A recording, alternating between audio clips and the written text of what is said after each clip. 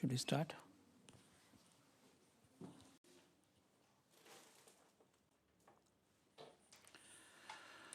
Okay, good evening. Today we'll be discussing Article 21. See, Article 21 का अगर मैं ये बोलूँ कि ट्रांसफॉर्मेटिव करेक्टर का सही क्रेडिट अगर किसी को जाता है तो वो जुडिशरी को जाता है. पहली चीज़ तो ये क्लियर करो, बिकॉज जो लॉ मेकर्स ने कॉन्सेप्ट आर्टिकल 21 को दिया that was limited only to one's personal liberty. समझ रहे हो? क्या? लेकिन उसके बाद जो जितनी डेवलपमेंट हुई आर्टिकल 21 को लेके वो सारी की सारी जुडिशियल प्रोनाउंसमेंट के थ्रू, उनकी क्रिएटिविटी के थ्रू.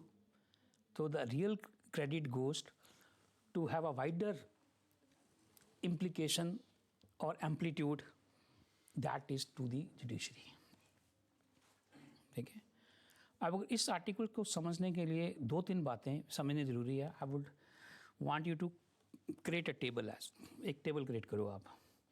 एक तरफ आप लिखो before Maneka Gandhi and second आप लिखो आफ्टर मेनका गांधी.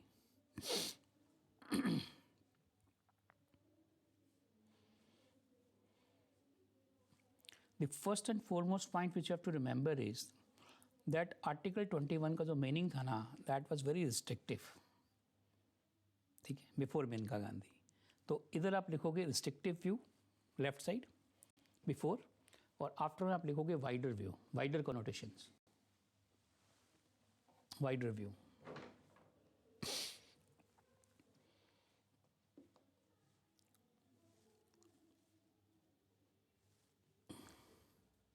अब जब आपने आर्टिकल 14 पढ़ा तो आपने लॉ का मतलब समझ 13 में लॉ का मीनिंग समझने की कोशिश की. 14 में जब आपने राइट टू इक्वलिटी पढ़ा तो आपके पास में दो कॉन्सेप्ट आए. ठीक है, equality before law and equal protection of law. अब मेनका गांधी केस में जो कॉन्सेप्ट इवोल्व हुआ that is of due process of law. ठीक है. नाउ अभी आर्टिकल 21 क्या कहता है, आप इसको एक लाइन पढ़ोगे. अगर आर्टिकल 20 कहता है कि no one liberty shall be no one shall be deprive from the personal liberty. ठीक है, without the procedure established by law. ठीक है.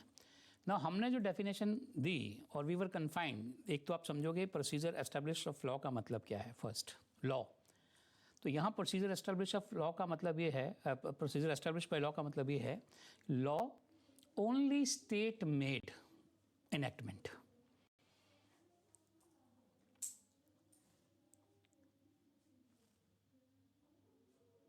And the procedure established by legislatures. और लेजिस्लेचर और पार्लियामेंटेरियन एज द केस में भी, अगर central government बना रही है यूनियन गवर्नमेंट तो पार्लियामेंट है, और अगर स्टेट गवर्नमेंट बना रही है तो स्टेट लेजिस्लेचर है. ठीक है. तो as far as article 21 is concern, हमने प्रोसीजर एस्टेब्लिश बाय लॉ को लिमिटेड रखा. कहाँ तक कि ऐसा प्रोसीजर जो कि बनाया गया किसके द्वारा, लेजिस्लेचर्स के द्वारा. अगर आपको ये कॉन्सेप्ट फिनोमेना समझ में आ गया, आपको होल आर्टिकल 21 समझ में आ जाएगा. ठीक है. No when I say the wider view was taken in Maneka Gandhi, उसका मतलब ये है कि वहाँ पे जो लॉ को डिफाइन किया गया वो ये बोला गया कि law not only state made law but which embody the principle of natural justice. Fine. अब मान लो एक लॉ बना but that law is violative of principle of natural justice. Now that is arbitrary law which could be struck down. Fine. तो आप जब 21 आप define करते हो तो वहाँ ये बोला गया कि law not only the law which has been enacted by the state government और the central government but the law should be just fair and reasonable and it should be in consonance with the principle of natural justice. Got my point? तो आप इधर लिखो, आप after Maneka Gandhi में लिखो law should B law should contain the principle of natural justice.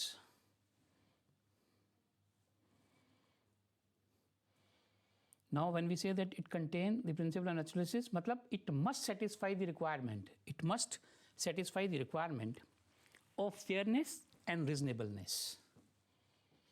And concept of fairness and reasonableness we have already studied and discussed at length when we were discussing Article 14. हम कर चुके हैं कि fair क्या है, reasonable क्या है, arbitrary के मायने क्या है, वो सब हम डिस्कस कर चुके हैं. ठीक है. अब एक चीज़ और है, जो पर्सनल लिबर्टी का कॉन्सेप्ट था before Maneka Gandhi, that was confined only to the liberty of physical body. देखो, तो आप उधर लिखोगे, it was confined, the personal liberty, concept of personal liberty was confined only as to the liberty of physical body.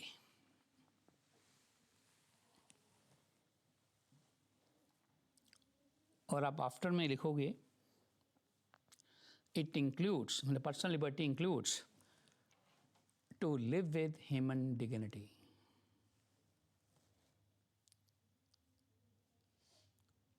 अब एक चीज़ याद रखिए, देखो, life is a precious gift of God.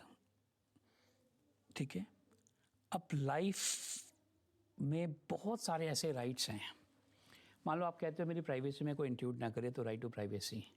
My reputation should not be hurt by anybody, तो right to reputation there.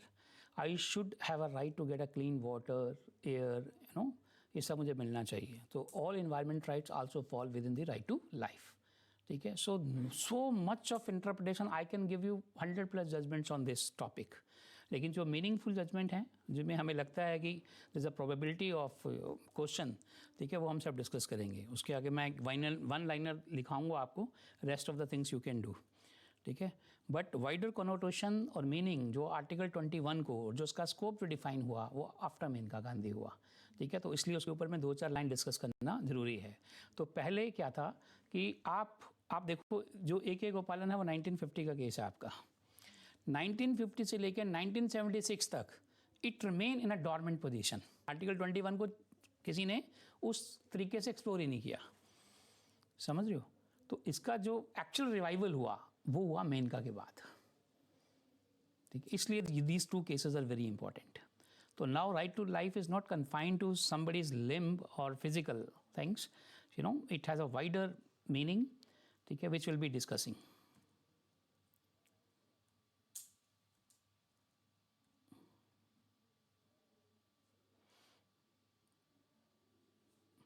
पहले अब थोड़ा सा AK गोपालन का लिखो. इन AK गोपालन, the question which came up for consideration was whether the procedure laid down by law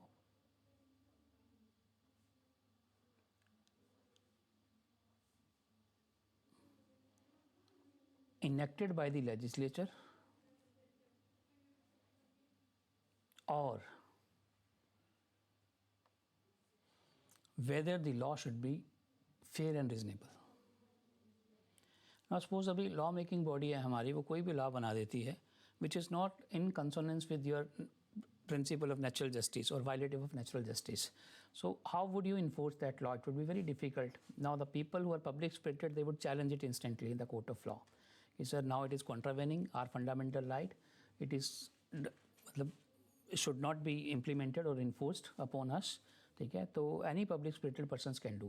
तो टेस्ट जो फेयरनेस और रिजनेबलनेस का है, उसको जब भी आप डिस्कस कर रहे हो तो आपने 3 आर्टिकल ध्यान में रखने हैं, 14, 19 एंड 21.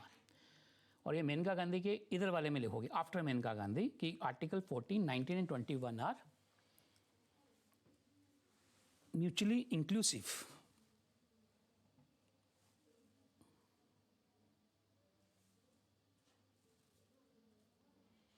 मैंने आपको टेस्ट ऑफ रिजनेबलनेस का एक फार्मूला दिया था जब हम रिस्ट्रिक्शन डिस्कस कर रहे थे 19.2 की, कि उसमें जब कोर्ट के सामने क्वेश्चन है तो कोर्ट क्या क्या देखेगी, वो लिखा हुआ ना आपने, वही टेस्ट है आपके पास में. जब हम रिजनेबल एंड फेयरनेस की बात करते हैं तो that test is to be applied. हाँ, ठीक है. अब जो मोस्ट इंपॉर्टेंट क्वेश्चन था वो ये था कि लॉ जो बना दिया वो चलेगा लॉ, या फिर law should be just and reasonable. This was the question emerge in AK गोपालन. ना how did court answer it? तो कोर्ट का वहाँ बड़ा रिस्ट्रिक्टिव एंड नैरो व्यू था. तो कोर्ट ने बोला हेल्ड, देखो held, law means state made law and does not include the element of natural justice.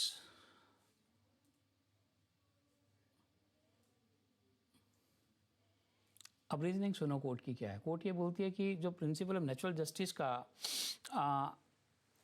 Domain और रूल है, दैट इज़ वेरी वेग, सो देयरफॉर वी कांट. ठीक है, अब 26 साल लगे कोर्ट को इसको नया मीनिंग देने के लिए. ठीक है, तो आप लिख लो, court held that rule of natural justice is very vague there was only one justice in the judgment, that is justice Fazal Ali. आप लिख सकते हो क्योंकि एक बार आपको क्वेश्चन पूछा गया है, ठीक है। Justice Fazal Ali dissented and held that principle of natural justice should be read into Article 21, and he was the only judge who said that it should be incorporated in Article 21. The principle of natural justice should be incorporated in 21.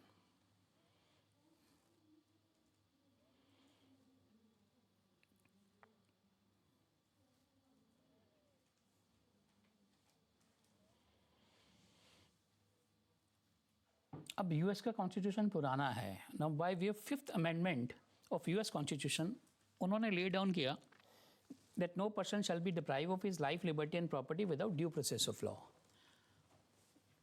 ठीक है, उन्होंने क्या लिखा? By way of 5th amendment of US constitution lays down the concept of due process of law.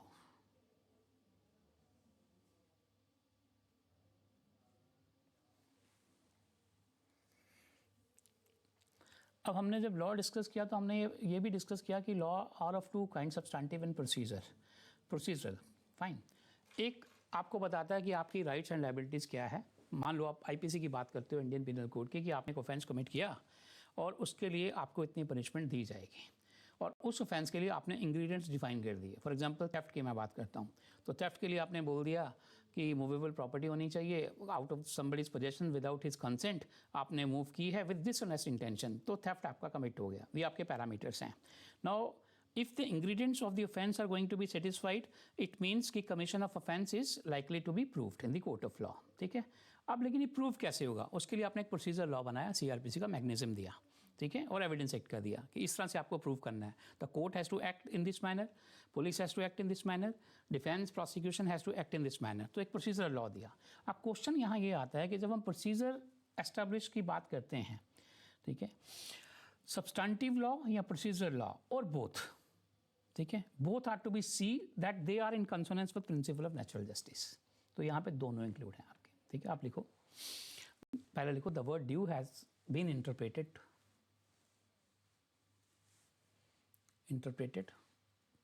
as just, fair and reasonable,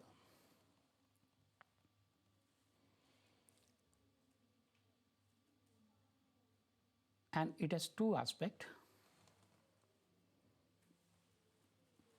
substantive and procedural.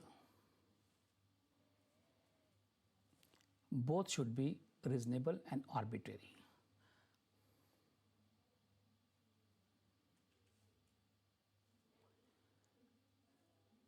अब मैं आपको इसका best example देता हूँ, एक आपको याद रहेगा हमेशा के लिए। मान लो एक लॉ बनाया गया जिस पे डेलिब्रेशन तो हुई, ठीक है, बट वो डेलिब्रेशन के लिए जो रिक्वायर्ड कोरम था that was not available, and in a haste वो लॉ बन गया। अब that law is not acceptable to the common man, ठीक है, बिकॉज जो जस्टनेस और फेयरनेस और रिजनेबलनेस का टेस्ट है वो क्वालिफाई नहीं कर रहा, means it is violative of principle of natural justice. Then आप बोलते हो as a state that we would be enforcing this law upon you, that is one aspect, ठीक है। Second, now there is agitation against that law, we will not accept it. Now the matter will go to the court. The court will measure on the touchstone of the constitution and on the principle of natural justice. For example, Maneka Gandhi के case में क्या हुआ कि आपने under the passport act उनका passport जो है वो इम्पाउंड कर लिया, और उनका राइट टू ट्रेवल अब्रॉड आपने क्या किया, छीन लिया उनसे कि आप नहीं जा सकते हैं, ठीक है। अब this was challenged in the court of law. तो प्रिंसिपल क्वेश्चन उसमें यही आया कि although you have impounded the passport under the act, but will this act not amount to violating the right or principle of natural justice? Fine. So if somebody is curtailing my right to freedom or right to travel abroad, means मेरी life जो है वो hamper हो रही है, मेरी movement hamper हो रही है। तो आप ये देखो, हमने राइट टू 19 में पढ़ा, you can move anywhere in India with in the territory of India. तो यहाँ पे 21 में आप क्या पढ़ रहे हो कि right to travel abroad includes in the right to life. तो therefore I said that 14, 19, 21 are to be read together. Mutually inclusive हैं ये राइट्स। ठीक है। तो जब भी आपको 21, 19, 14 पे क्वेश्चन आता है तो इंटर रिलेटेड है, ये मान लो। उसमें जो आपको बेस्ट लगता है, whatever you want to describe, you must put in order to have more weightage. ठीक है। अगर मैं आप राइट टू लाइफ डिस्कस कर रहा हूँ तो मैं ड्यू प्रोसेस का कॉन्सेप्ट भी डिस्कस कर रहा हूँ। ठीक है। मैं जस्ट फेयरनेस एंड रिजनेबलनेस की बात भी कर रहा हूँ। अगर मान लो स्टेट को आपके राइट्स कर्टेल करने हैं आज, तो सबसे पहले स्टेट क्या देखेगी कि मेरा जो एक्शन है वो आर्बिट्रेरी ना हो, वो एक्सेप्टेबल हो, वो लोग एक्नॉलेज करें। ठीक है। अब हमने 14 में पढ़ा कि law should be just fair and reasonable. अब हम यहाँ पे भी वही पढ़ रहे हैं, लेकिन हम ये पढ़ रहे हैं कि कुछ रिस्ट्रिक्शन कुछ राइट्स के अगेंस्ट में कोर्ट इंपोज कर सकता है। जैसे आर्टिकल 19 में हमने पढ़ा कि 19(1)(a) और 19(2), 19(1)(a), 19(1)(b), देन 19(3). ठीक है। तो इस तरह से पढ़ना है इनको। समझो, तो restrictions could be imposed on certain grounds which are permissible based upon what? Only one term which you have to remember, intelligible differentia. This term you have to remember. ठीक है। The classification, reasonable classification is permitted, but it should be based upon intelligible differentia.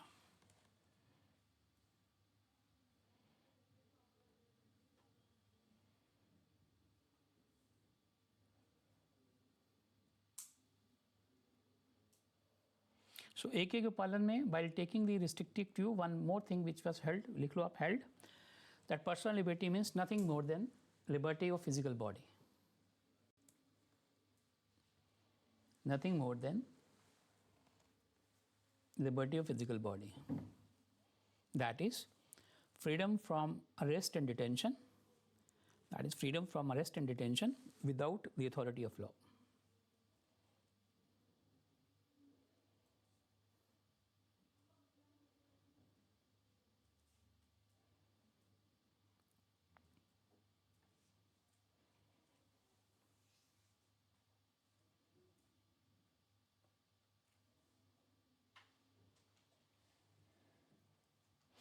अब मैं आपसे question पूछता हूँ, हमने right to freedom पढ़ा article 19 में, और यहाँ पे हम राइट टू पर्सनल लिबर्टी की बात कर रहे हैं, right to life and personal liberties की।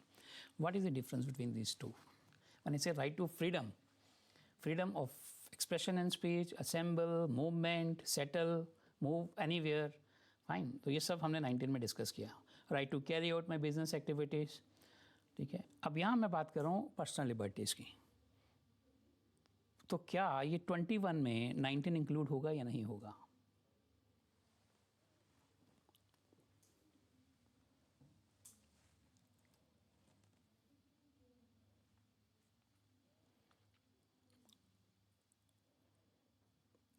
लिखो, इसी में एक एक पालन में हेल्ड हुआ था, लिखो held personal liberty used in Article 21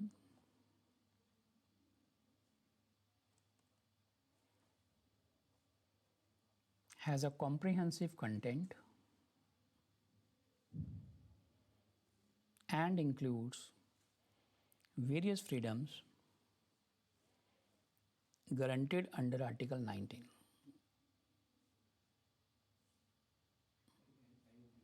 Include freedom guaranteed under Article 19. Now further लिखो आप, Article 19 deals with few specific freedom dealt specifically therein.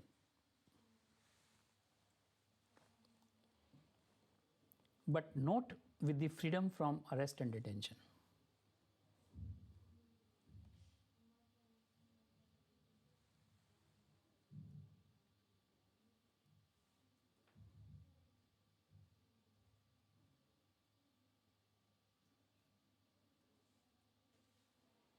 Now therefore Article 21 excludes the freedom dealt in Article 19.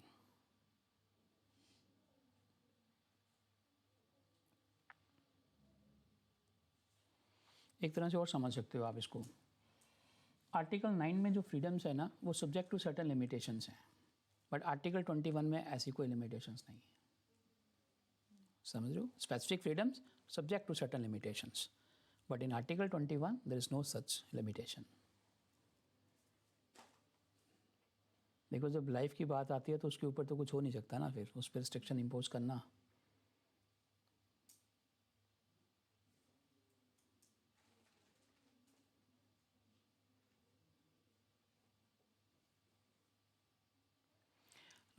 एक line और लिखो, आपको और clarification हो जाएगी। With respect of life and personal liberty,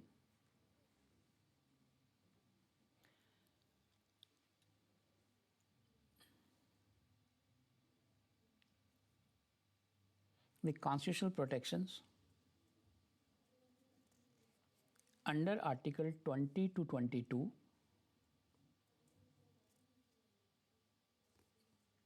are not controlled by Article 19.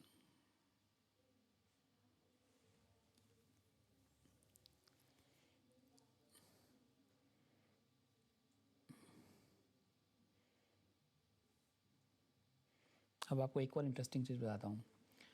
Article 19 can be invoked by a free man. Free man कौन है? जो बाहर है, जिसको डिटेंशन अरेस्ट ऐसा कोई खतरा नहीं है, और यहाँ उस पर नहीं है।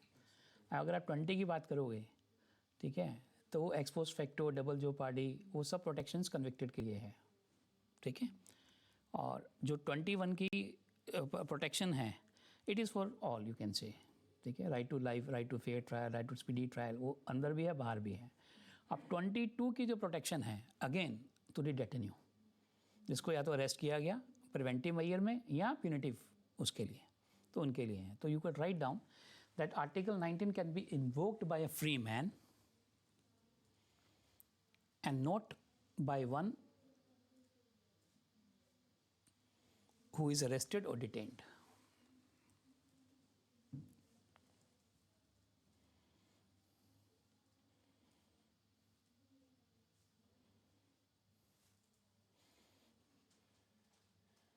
अब एक कोर क्वेश्चन था मेनका गांधी में कि वेदर जो उसका पासपोर्ट इम्पाउंड किया गया without affording her the opportunity of being heard, ठीक है, वो आर्बिट्रेरी है या नहीं है, दैट वायलेटिव है कि नहीं है फंडामेंटल राइट के। समझ लो, इट मीन्स कि if you are condemning somebody is unheard, you are violating the principle of natural justice, one, ठीक है। It means that right to afford an opportunity of being heard without punishing somebody, without penalizing some before punishing or before penalizing somebody, ठीक है, it is an integral part of principle of natural justice which should be upheld, ठीक है। तो अब देखो question बड़ा छोटा सा है कि आपको सुनाने गया और आपका पासपोर्ट इम्पाउंड कर दिया गया, ठीक है, लेकिन उसमें लॉ बहुत बड़ा रोल प्ले करता है। So this is how law evolves. और उसके बाद की जो इवॉल्वमेंट है, यू वुड बी सरप्राइज अगर आप नेम ऑफ द जजमेंट लिखोगे, कोई ऐसा एरिया नहीं है जिसको टच ना किया हो सुप्रीम कोर्ट ने, while defining, explaining and widening the scope of article 21, ठीक है।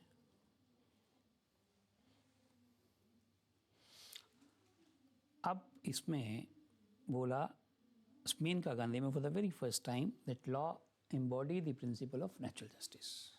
लिखो, in Menka Gandhi it was held that law embody the principle of natural. Now it is equivalent to the due process of law of US. ठीक है, law embody the principle of natural justice.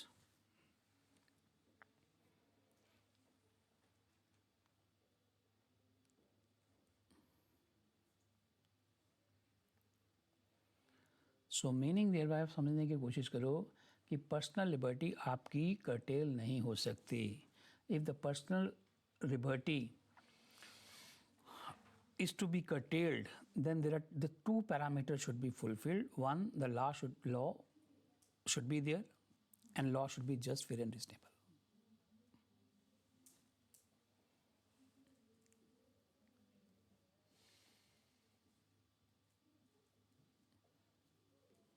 तो मैं इनका में अब 3-4 point लिखेंगे। पहले आप लिखेंगे liberty, personal liberty can't be valid unless it incorporates the principle of natural justice. Can't be valid unless incorporated the principle of natural justice.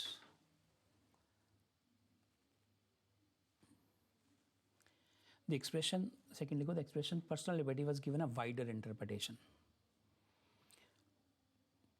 देखो ऐसा कोई एरिया नहीं, मतलब it has been expounded by Supreme Court in various judgments to such an extent, ठीक है, कि कोई ऐसा एरिया नहीं है जो इससे अछूता रहा हो. आज हम सब डिस्कस करेंगे केसेस अभी.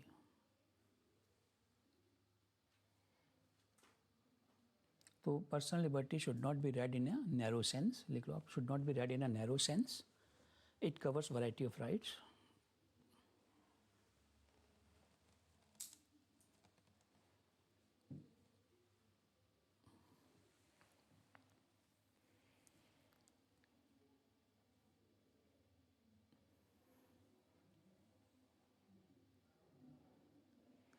It includes the right to live with a human dignity. It includes the right to live with a human dignity and not merely confined to physical existence.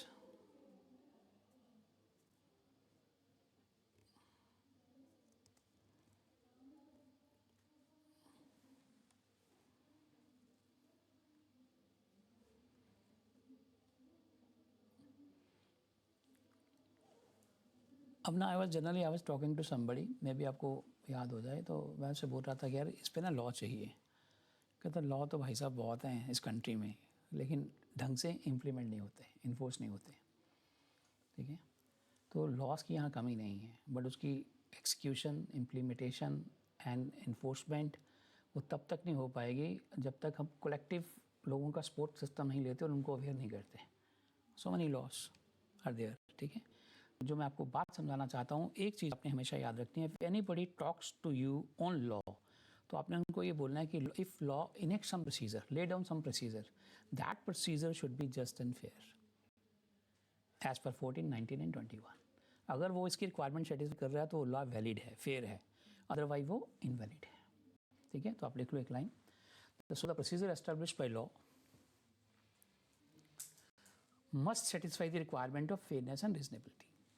अच्छा, आपको इस तरह से भी क्वेश्चन पूछा सकता है कि हम लोग बार बार प्रोसीजर की बात कर रहे हैं, we are not talking about substantive law here. तो when we say that law established by the state or the enacted by the state, it includes both substantive as well as procedural.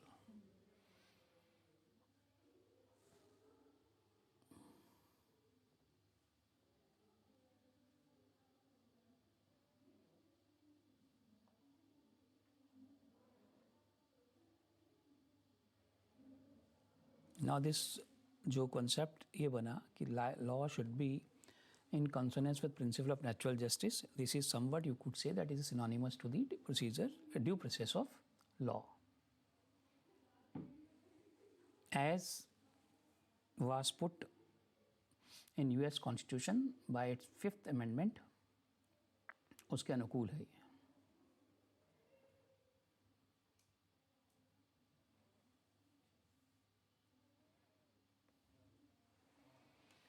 अब आप एक line लिखेंगे और अभी देखो जितनी constitutional jurisprudence में कंटेम्प्रेरी जो भी आप देख रहे हो चीज़ें हो रही हैं, वो इसी का इम्पैक्ट है, आर्टिकल 21 का ही.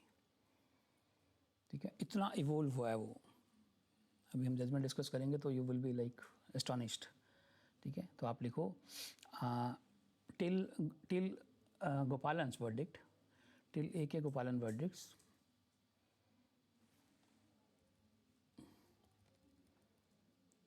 Article 21 was lying dormant. It was lying dormant. But by Menka Gandhi, it was revived. And such revival has brought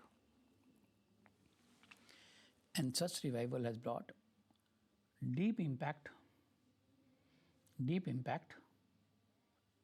on contemporary constitutional jurisprudence. contemporary constitutional jurisprudence.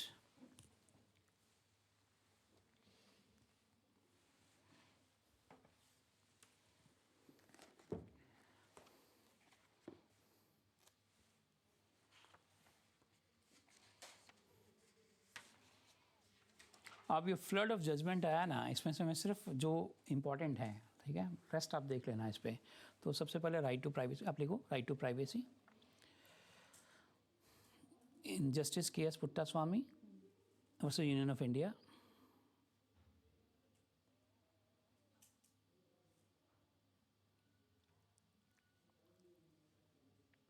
R2P, I mean right to privacy, was held to be fundamental right.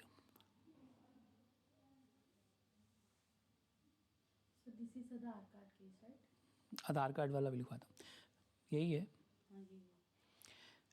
इसमें ना court ने दो case landmark थे. MP Sharma, लिखो, court overruled MP Sharma's case and Kharak Singh's case. To the extent MP Sharma's case and Khadak Singh case, to the extent that they held that right to privacy is not fundamental right.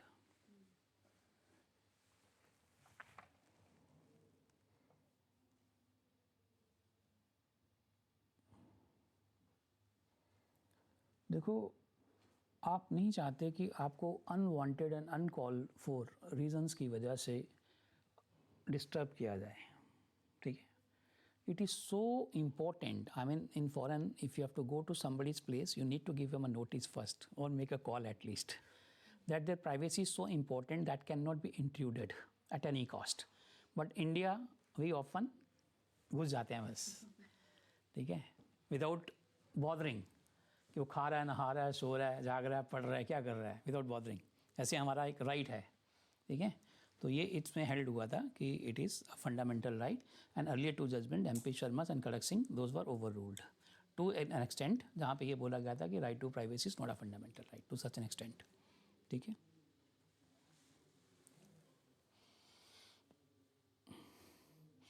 अब like you did course, you are in sadhana, kriya और meditation. It is to be perform for 1 hour for your peace. Somebody कम, टन टन टन टन टन, खत्म, साधना गोन, ठीक है. सो जब आप देखो कि ऐसी फाइंडिंग और रीजनिंग दी, ऑब्जर्व किया गया, तो उसके पीछे रीजंस क्या थे, रीजनिंग देखो, वो बहुत ज़रूरी है, ठीक है. कोर्ट में जब केस जाता है तो सबसे पहले क्या होता है, फैक्ट्स ऑफ द केस क्या है, फिर पटिशनर्स के आर्ग्यूमेंट्स क्या हैं, फिर रिस्पोंडेंट के आर्ग्यूमेंट क्या है, फिर लॉ क्या बोलता है उस पर, फिर उसकी रीजनिंग क्या है, अल्टीमेटली कोर्ट की रीजनिंग क्या है, ऑब्जर्वेशन क्या है, and then verdict comes. And you have to, आपने पढ़ा ऑबिटेड डिक्टा एंड रेशो डिसिडेंडी, दो कंसेप्ट पढ़े होंगे आपने. ऑबिटेड डिक्टा क्या होता है, रेशो क्या होती है जजमेंट की, नहीं पढ़ा, चलो करेंगे जब हम रेट डिस्कस करेंगे तब करेंगे, ठीक है. तो ये इम्पॉर्टेंट है एक्चुअली. तो मैं लॉ की तरफ नहीं लेके जाता अभी, आपको यहीं रुकता हूँ, ठीक है. अब क्वेश्चन ये, इतने सारे right, for example right to speedy trial, right to fair trial, ठीक है, right not to be handcuffed, ठीक है. और इतनी सारी क्रिमिनल जुरिस्प्रूडेंस में भी इवॉल्वमेंट हुई, कॉन्स्टिट्यूशनल जुरिस्प्रूडेंस में भी हुई, इकोलॉजी और एनवायरनमेंट को लेके भी बहुत हुआ, food, cloth, shelter, I mean ये सब, ठीक है, नॉट क्लोथ, शेल्टर, ठीक है. ये सारी जजमेंट्स हैं. मैं आपको एक एक वन लाइनर लिखाता जाऊँगा, आपको एक लिखते चले जाना, ठीक है. आपको ऐसे में हेल्प करेगी, एथिक्स समझने में आपको हेल्प करेगी. और जब कभी भी आपको मौका मिलता है, इसमें से आपको ये लगता है कि इस पर, फॉर एग्जांपल आपको राइट टू प्राइवेसी पे ऐसे आता है, then you need to go through the judgment, ठीक है. फिर आपको इसकी रेशो भी समझ में आएगी, इसकी रीजनिंग भी समझ में आएगी, ठीक है. अब जैसे राइट टू रिप्रोडक्टिव चॉइस के लिए जजमेंट दी सुप्रीम कोर्ट ने अभी, कि लेडी का अपना राइट है, ठीक है. अब एबॉर्शन पे लॉ बना, ठीक है. एडल्ट्री स्टक डाउन किया गया, ठीक है, वो रिपील हुआ. तो ये सारे जो सोशल इश्यूज़ हैं, इन पे आपको ऐसे पूछा जाता है. एथिक्स में भी आपके काम आते हैं, तो यहाँ तो काम आएंगे पॉलिटी में. तो हम वन वर्ड लिखेंगे, फिर आपको जैसे टाइम लगेगा आप कर लेना रिजनेबली उसको, ठीक है. आप लिखो right to free legal aid first, MH Hoskote versus state of Maharashtra 1978. अब मैंने आपको ये बोला था कि अक्यूज का एक वैल्यूएबल राइट है that he should be given a fair trial, number 1, that he should not B condemned unheard, number 2. Fine. If he is not able to afford the fee of a lawyer, then what would happen? It does not mean that you will snatch his right, because this right is so sacrosanct. Otherwise, though, he'll say that my principle of natural justice has been violated, I have been condemned unheard. ठीक है, I have not been given. Now it becomes the duty of the state. आप देखो विडम्बना, state is to prosecute and state is to provide him a legal aid, because state is to take care of each and everybody's interest. His guilt has not yet been proved. He is accused, he has been alleged to be an accused. The evidence is yet to come, whether he has committed or not. So till that, बनता किसका है? Not till the conclusion of trial, but at the appellate stage also, he gets free legal aid.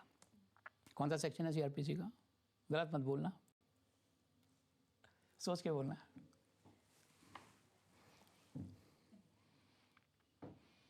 ठीक है, even legal right भी create किया गया उसके लिए, 304 लीगल राइट. एंड जो आपका स्टेट लीगल अथॉरिटीज़ ये मॉनिटर करती हैं, और ये बहुत बड़ा डिपार्टमेंट है, बहुत बड़ी एड और ग्रांट इनके पास में आती है. इन्होंने इसके अलावा कंपनसेशन कितना ग्रांट होगा कितना नहीं होगा वो सब भी देखना होता है. ठीक है, तो national state legal authority and national, there is a act on it, act बना हुआ है. ठीक है, तो आपको पूछा जा सकता है. लिख लिया आपने free legal add.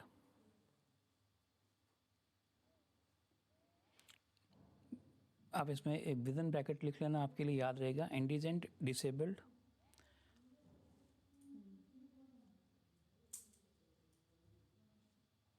person who is to be provided with legal services.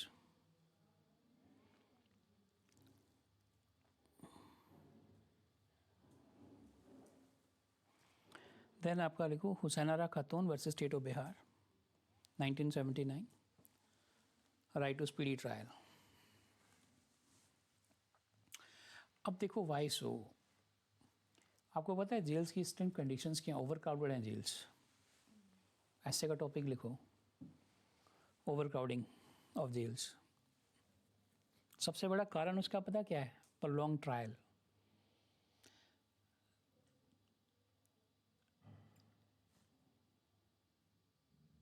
When you attempt an essay, you just go to the root cause first. उसको पकड़ते हो, प्रॉब्लम्स हाईलाइट करते हो, फिर आप सोल्यूशन बताते हो, एंड में कंक्लूड करते हो. यही है. अगर मैं आपको पूछता हूँ कि jails in India are overcrowded, give us mechanism solution as to how could we. Fine, तो अब उसके लिए आपके पास सोल्यूशन क्या है? आप सोल्यूशन प्रोवाइडर हो. जेल्स आपके कंट्रोल में आने वाली हैं जल्दी. सोचो. Speedy trial.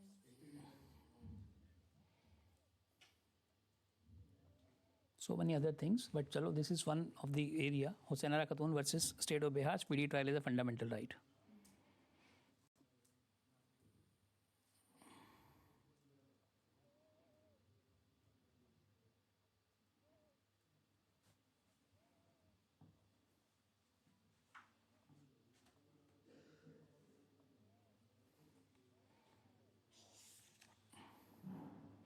Right to livelihood.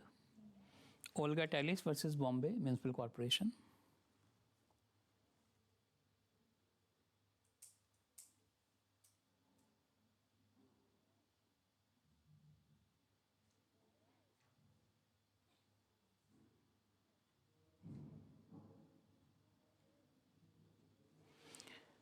I have handled one such case जिसमें स्टेट हॉकर के लिए एक ऑर्डर पास किया था मोहाली SDM ने, that they can't enter into the residential premises from say 10 to 4. Though restraint was put upon them that they can't sell their commodities just by shouting, screaming, you know. So it would disturb the peace. Order pass हो गया था. Then all street hawkers somewhat they came to me, and then we filed a petition that it is attack on their livelihood. It cannot be curtailed, and we got the verdict in our favor. ठीक है. तो similarly Olga टैलिस में जो लोग ये पगडंडी पे सामान रख के बेचते हैं उनके राइट की बात थी. तो कोर्ट ने बोला लाइवलीहुड उनका राइट है, they can sell. Fine.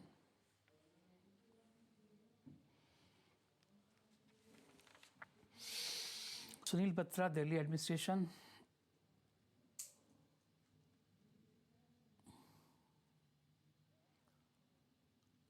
Under trials are not to be kept with the convicts. दोनों में फ़र्क है ना, एक का तो अभी प्रूव होना है गिल्ट, वो तो अंडर ट्रायल है, एक ऑलरेडी जिसको कोर्ट ने पनिश कर दिया एंड सफरिंग सेंटेंस, वो कन्विक्ट है। उनको दोनों को सेपरेट रखो, क्योंकि हम क्या चाहते हैं कि जो अभी अंडर ट्रायल है देयर इज़ अ पॉसिबिलिटी उसकी रिफॉर्मेशन की, और वो अगर हार्डकोर क्रिमिनल के साथ में रहेगा सेल में, तो देयर इज़ पॉसिबिलिटी कि he will get influence and indulge and he will not be able to improve himself. ठीक है। Prem Shankar versus Delhi administration, it was on hand coughing.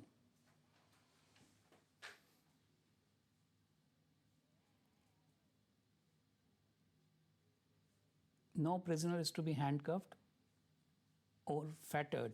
जंजीरें बांध देते ना कई बार, that is an insult. Handcuffed or fettered in a routine manner. It could be resorted when there is a clear and present danger of escape.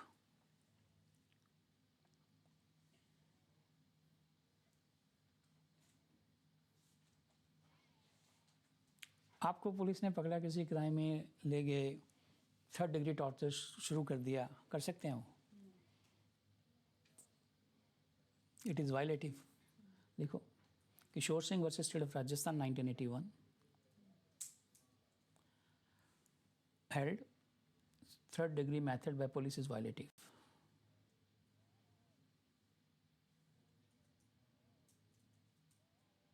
फिर वो crime कैसे prove करेंगे? अगर कैसे करेंगे प्रूव? अगर इन्वेस्टिगेशन को आप इख्तियार नहीं दोगे तो फिर कैसे प्रूव होगा? वो बंदा तो बोलेगा नहीं कुछ।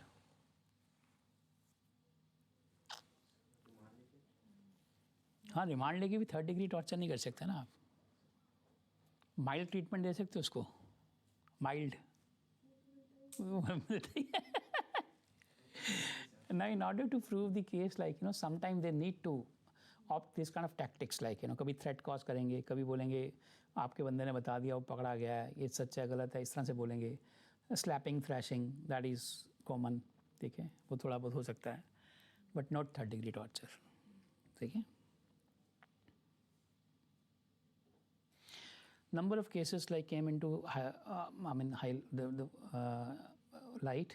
फॉर एग्जांपल जैसे कस्टोडियल डेथ, कस्टोडियल टॉर्चर के केसेस हैं। ठीक है, तो उस पर DD Basu state of West Bengal की गाइडलाइंस हैं कि अरेस्ट के टाइम पे वो आपको, जब हम आर्टिकल 22 पढ़ेंगे तब मुझे याद करवाना, then I will discuss that judgment, very important. ठीक है, वो जजमेंट डिस्कस करेंगे।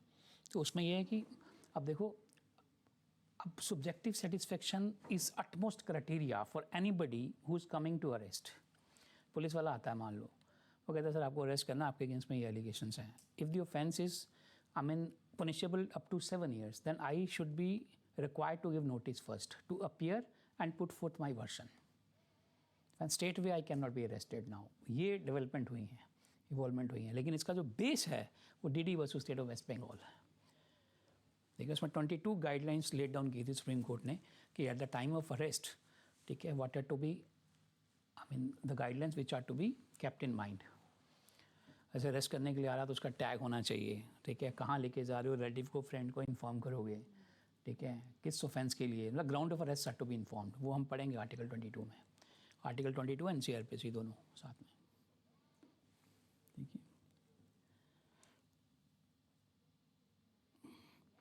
Bachchan Singh versus state of Punjab, death sentence in rarest of rare case.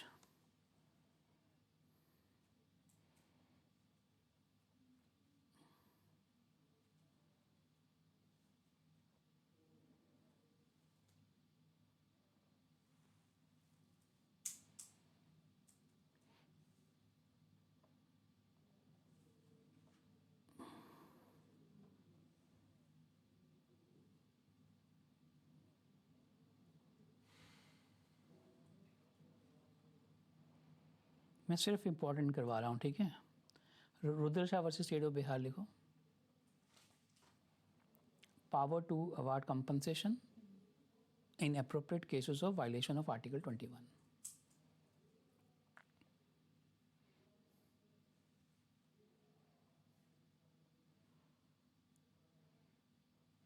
Now, even after lapse of period of conviction, he was still remained confined because there was nobody to look after his interest. So once he was released, then he asked for the compensation. His right to life has been violated. Rudal Shah case.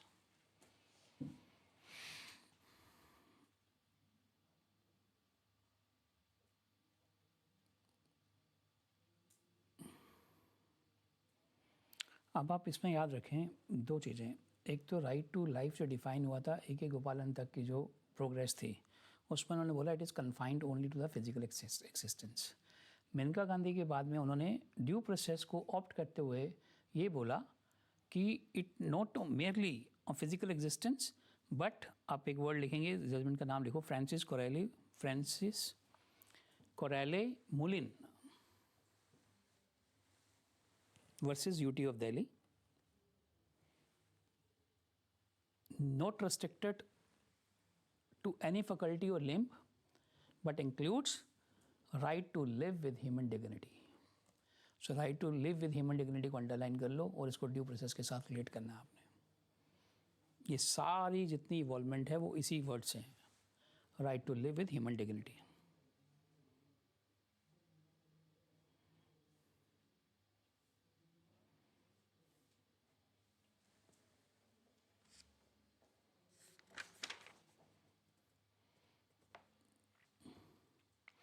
अब latest वाली लिखो 3-4 judgment. एक तो लिखो Joseph Shine versus union of India,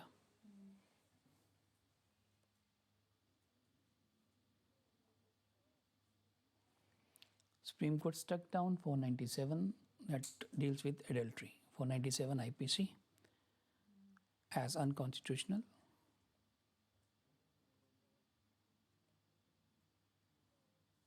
Then next लिखो Navtej Singh Johar versus union of India,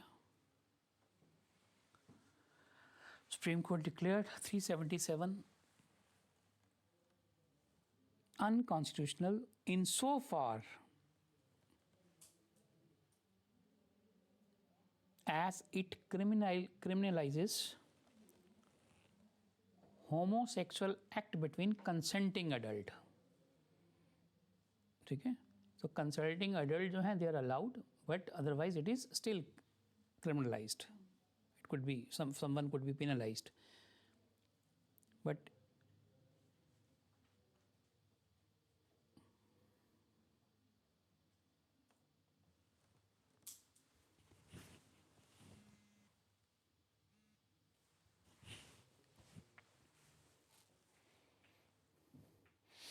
reproductive choice पे लिख लो, चंडीगढ़ के केस है वो, Suchita Srivastava versus Chandigarh administration.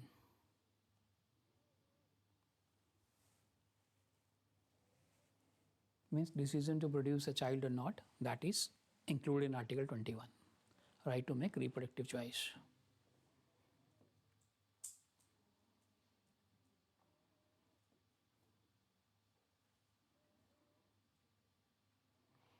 Right to sleep पे आप लिख सकते हो Ramlila Maidan versus home secretary union of India.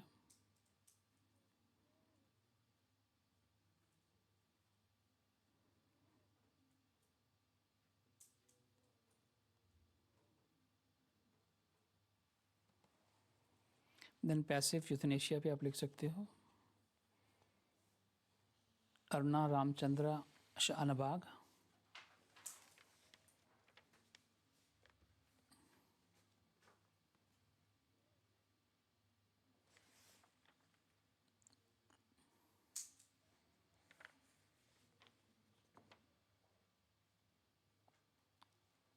Then child rights पे आप लिख सकते हो बचपन बचाओ आंदोलन वर्सेस यूनियन ऑफ इंडिया। इसमें जो लोग सर्कस में बच्चे काम करते हैं ना, सुप्रीम कोर्ट ने बोला the sexual physical and emotional abuse of children detain in circus is violation of article 21।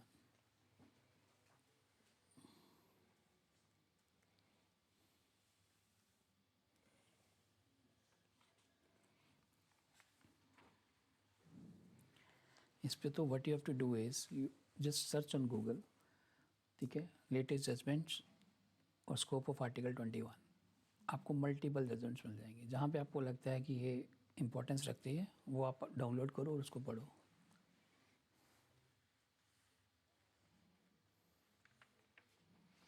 अब हम लोग डिस्कस करेंगे 21A right to education, 5 minute लूँगा। उसके बाद में 22 आज नहीं करते हम लोग। somebody is coming to meet me। देखो right to education. Now question comes that whether it should be should be included in right to life or not. ये भी by way of judicial pronouncement है, ठीक है. आप लिखो right to education is a facet of Article 21 and is recognized as a fundamental right under Article 21A.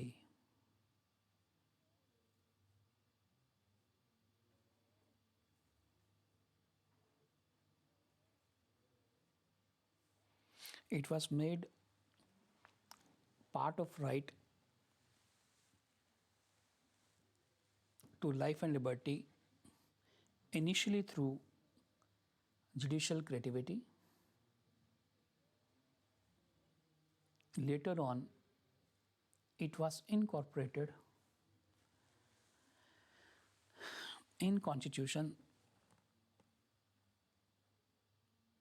wide 86th Constitutional Amendment Act 2002, 86th Constitutional Amendment Act 2002 by inserting Article 21A. दो case लिखते हैं इसमें आपने. एक आपने लिखना Mohini Jain versus state of Karnataka 1992.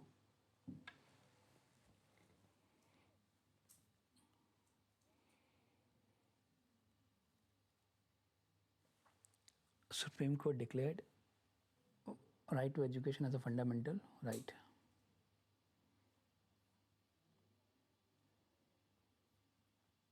Second case लिखते हैं Unni Krishnan versus state of AP.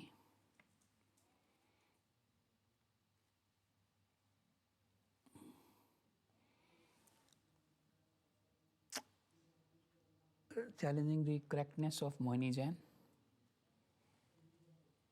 The court upheld Mohini Jain.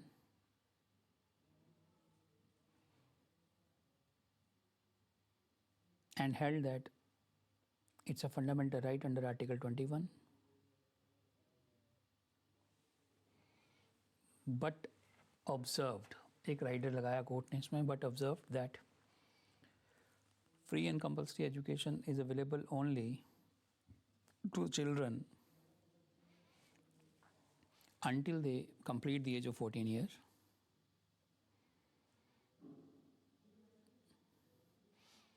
And after that, obligation of the state to provide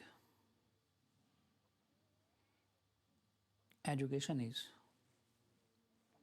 subject to economic capacity of the state.